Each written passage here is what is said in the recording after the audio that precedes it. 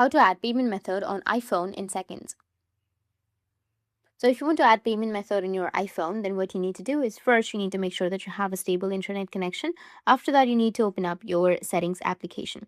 After opening your settings, you need to just simply tap on your name. From your name, you need to go with payment and delivery option. Once you tap on payment and delivery, it might ask you for your Face ID. So just make sure that you've provided the Face ID. Once you've done, it will take you to your payment method or your add payment section. If you've not added, it will take you to this kind of interface, or if you've already added, it will take you to your payment method.